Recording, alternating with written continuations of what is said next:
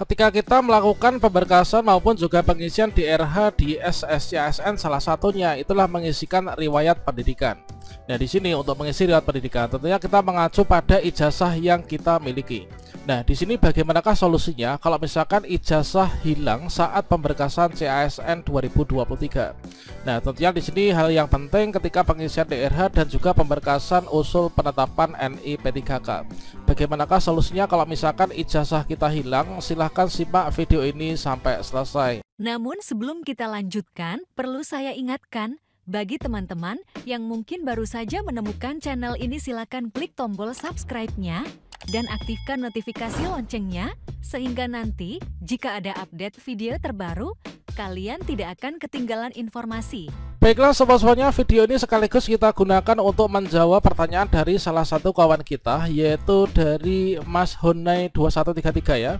Yaitu mohon solusinya bagaimana jika ijazah SD kita hilang ketika melakukan pemberkasan CASN, teman-teman.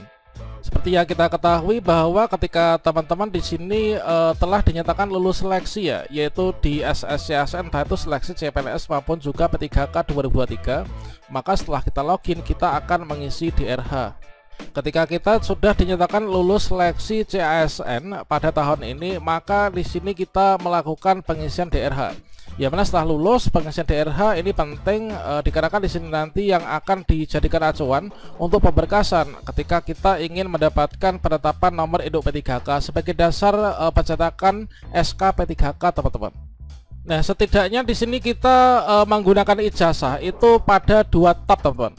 Nah, tab pertama itu adalah kita menggunakan ijazah, yaitu pada bagian pengisian riwayat pendidikan.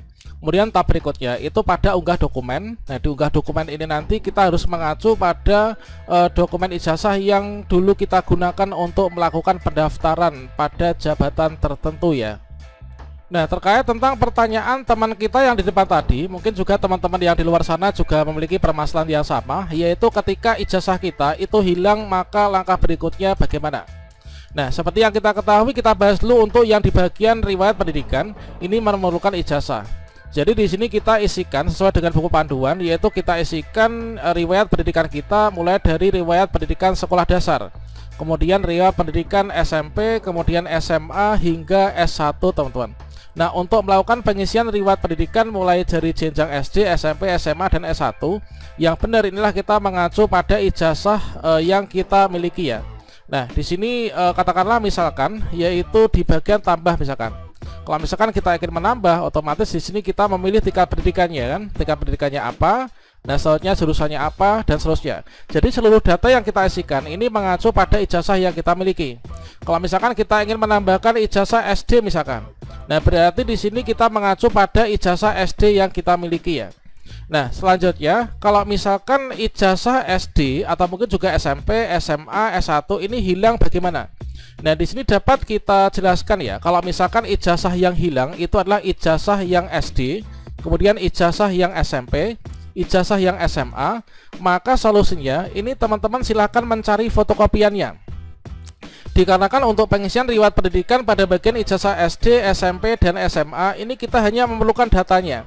Artinya ijazah tersebut ini tidak perlu kita upload pada akun SSCASN. Jadi hanya kita ambil datanya. Nah, kalau misalkan ijazah yang asli itu hilang, maka solusinya teman-teman silakan mencari fotokopiannya ya. Kalau misalkan di rumah fotokopiannya sudah nggak ada, silakan teman-teman itu datang ke sekolah.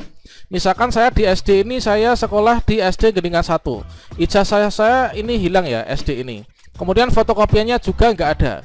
Nah, solusinya saya datang ke SD Geningan 1, kemudian saya minta fotokopian ya dari atau arsip ijazah yang ada di SD Geningan 1. Nah, dari fotokopian ijazah tersebut itulah yang kita gunakan sebagai dasar untuk pengisian DRH di riwayat pendidikan SD ini. Begitu juga dengan riwayat pendidikan yang SMP, kemudian juga SMA.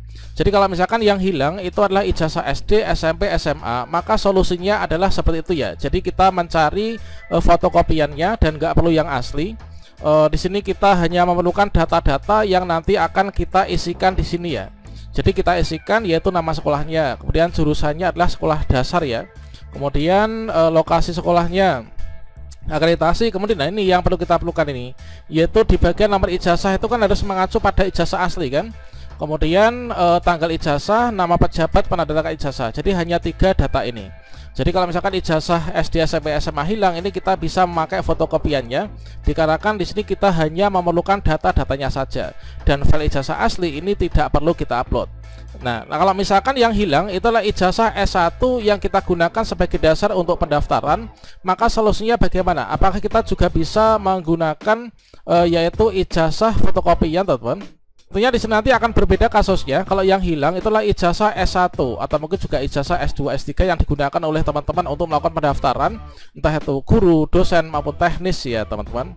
Kalau misalkan di sini di tab yang kelima, yaitu di tab 1, 2, 3, 4, 5, 6 ya. Tab yang ke-6 yaitu di bagian unggah dokumen, yang hilang itulah ijazah S1. Nah, itu yang baru menjadi permasalahan, teman-teman. Karena di bagian tab yang ke-6 yaitu di sini kita diminta untuk mengupload yaitu file scan ijazah ya, file scan ijazah pendidikan asli, yaitu ijazah asli yang digunakan untuk melakukan pendaftaran. Nah, kalau misalkan ijazah saya yang S1 ini hilang, itu bagaimana? Kalau misalkan ijazah yang asli, ijazah S1 yang digunakan sebagai dasar pendaftaran ini hilang, dikarenakan di sini harus diupload ya, diunggah. Jadi kalau misalkan kita punya fotokopiannya, ini tentunya tidak bisa untuk diupload. Nah, solusinya bagi teman-teman yang ijazah S1-nya atau yang digunakan sebagai dasar ini pendaftaran hilang, maka teman-teman silahkan mencari yaitu scanannya ya, karena yang kita perlukan ini hanya scanan. Kalau misalkan ijazah S1 yang hilang, tentunya teman-teman memiliki file scan ijazah S1 inilah yang kita bisa upload. Nah, kalau misalkan yang scanannya juga nggak ada atau mungkin nggak mengarsipkan dalam file, ini bagaimana? Kemudian fotokopian apakah boleh? Nah, kalau misalkan teman-teman memiliki fotokopian, ini silahkan dikoordinasikan dulu kepada BKPSDM di mana kalian itu melakukan pendaftaran. Misalkan saya di BKPSDM Kabupaten Ngawi, berarti saya datangnya ke sana. Jadi kita minta petunjuk sebelum kita menguploadnya. Dengan kasus yang kita miliki yaitu ijazah ini hilang, ini nanti bagaimana? Apakah diperbolehkan untuk mengupload berkas dalam bentuk ijazah yang fotokopian dilegalisir, di-scan, apakah tidak? Ataukah nanti kita diarahkan untuk meminta yaitu mungkin surat keterangan kehilangan ijazah atau mungkin pengganti ijazah ke kampus, maka kita ini harus mendapatkan informasi yang lebih detail dari masing-masing instansi yang kita daftar. Maka demikian dikarenakan yang menjadi verifikator ketika nanti kita pemberkasan itu adalah masing-masing BKPSDM di daerah kita masing-masing, teman. Jadi kalau misalkan yang hilang itulah ijazah S1, ijazah SD, SMP, SMA, itu adalah di sini kita masih bisa tenang ya kalau misalkan memiliki fotokopian atau salinannya.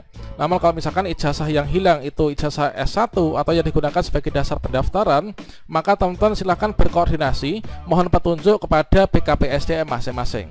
Oke, demikian, semoga bermanfaat dan bisa menjawab. Wassalamualaikum warahmatullahi wabarakatuh.